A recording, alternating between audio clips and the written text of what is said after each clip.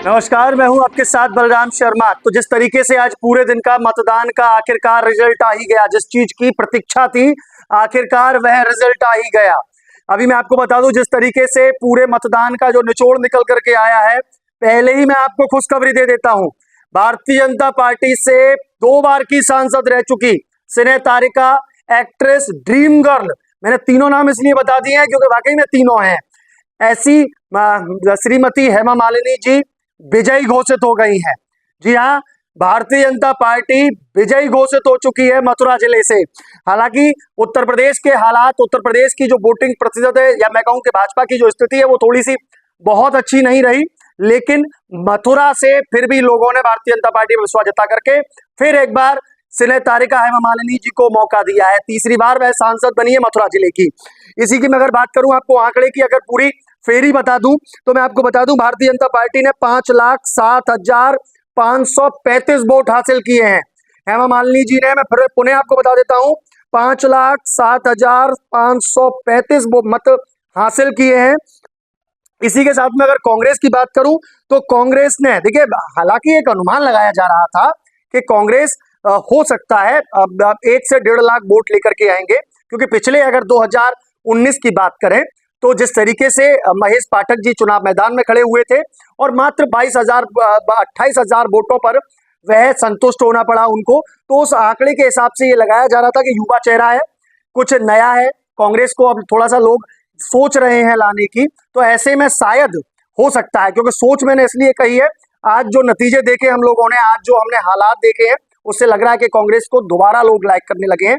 इसी के चलते कांग्रेस को जो मत हासिल हुए हैं मुकेश धनगर जी को, वो हुए हैं 2,16,043 मत मुकेश धनगर जी को प्राप्त हुए हैं। वहीं अगर बीएसपी की बात करूं, सुरेश सिंह जी की बात करूं, तो 1,88,152 वोट सुरेश सिंह जी को बीएसपी को मिले हैं।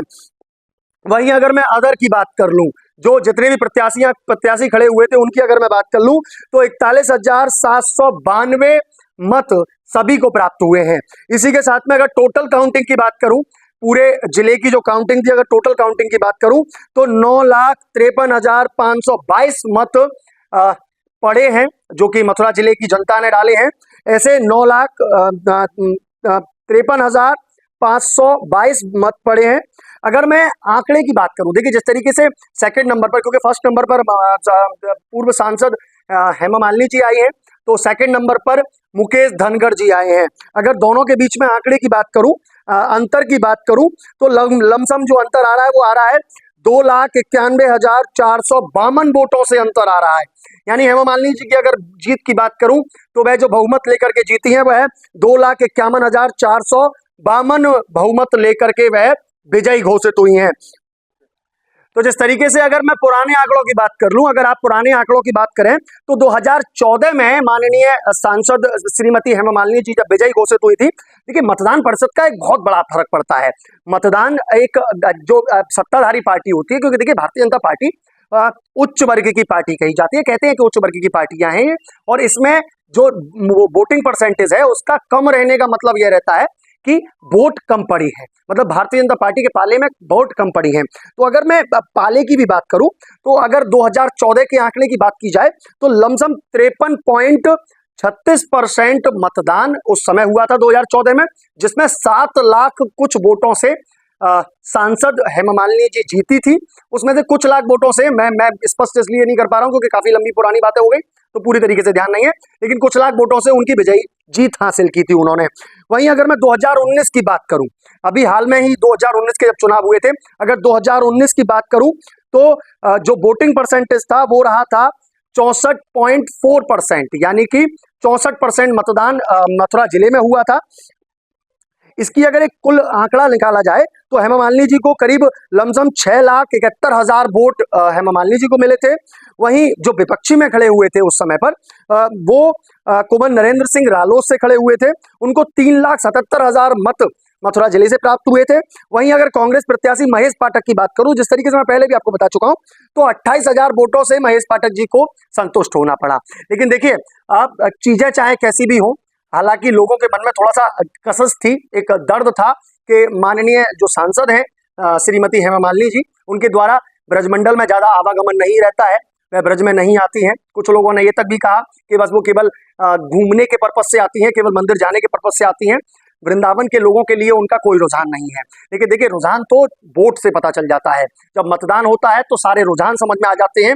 और अगर आज के मतदान की स्थिति को देखने के बाद में अगर हम रुझान की बात करें, अगर अपनत्व की बात करें, तो सांसद हेमा मालिनी जी को शायद लोग लाइक करते हैं, इसीलिए इतने अंतर मत का अंतर रहा।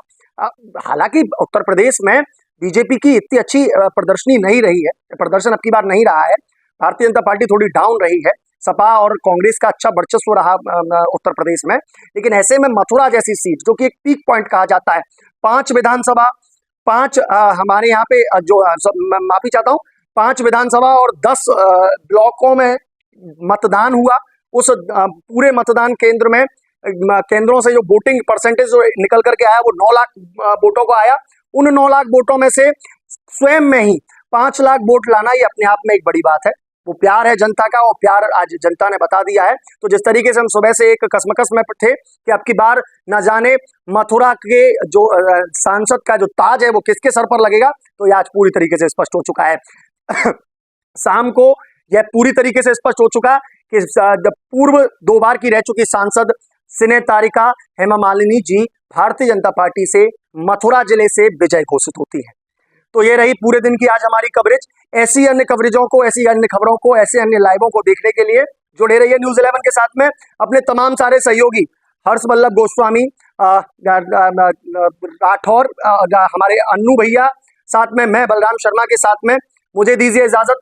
फिर मुलाकात होगी किसी नई खबरों के साथ में। देखते रहिए न्यूज़ 11। नमस्कार। अभी इसमें मैं क्या कह सकती हूँ ना, it is very difficult to answer now, but हम मथुरा में जीत गए हैं। आप इसी से खुशी रहिए। अभी आगे हम पता करेंगे कि राम जी का क्या हाल है। मैम, क्या 100 दिन का आपका प्लान रहेगा? 100 दिन का क्या प्लान रहेगा? सबसे पहले आगे बहुत बड़ा प्लान सबके बहुत प्लान किया हुआ है, उसका सब मैं पूरा करूँगी। जीत का श्रेय किसे देना चाहती हैं आप? हाँ, जीत का पूरी जनता, हमारी जनता जितने हैं और हमारे कार्यकर्ता जिन्होंने जो भी काम किया है उनके लिए भी, सबके लिए मैं धन्यवाद करता हूँ। कौन सा काम है जो 10 साल में नहीं हुआ उसे आप पूरा करना चाहेंगे? 84 कोस परिक्रमा जो है, और भी बहुत काम है, मैं बता दूँगा आपको। यमुना पॉल्यूशन एक बड़ा, यमुना का pollution is a very big thing, वो भी उसका भी करेंगे। बहुत कुछ सही करना है, मैं करना चाहती हूँ, इसी के लिए मैं यहाँ पे हूँ अभी। बस, थैंक यू। मोदी जी का जादू भले ही कम रहा हो, लेकिन आपका जादू पूरा चला है, क्या कुछ कहेंगे? उनका चला है। हाँ, चला है मोदी जी का। अभी तक तो सब चल रहा, अच्छा चल रहा, देखेंगे क्या होता है। अयोध्या वो बड़ा समझ में नहीं आ रहा मुझे, ऐसा कैसा हुआ करके। अभी हम उसके विषय में बाद में बात करेंगे, क्या हुआ करके। 400 पार का नारा था। हाँ, 400 पार जो नारा था वो एक्चुअली हमारे सारे कार्यकर्ताओं को प्रोत्साहित उत्साहित करने के लिए, कि काम करने के लिए, दैट इज़ द मेन। एक टारगेट होता है, जैसे टारगेट के हिसाब से किया है, दैट डजंट मीन कि उसको पार करना ज़रूरी है, बट जो भी मिला है इट्स वेरी नाइस। अभी आगे देखेंगे, मैं ज़्यादा अभी इस वक्त कुछ बोल नहीं सकती हूँ, फिर बाद में देखेंगे। Thank you so much.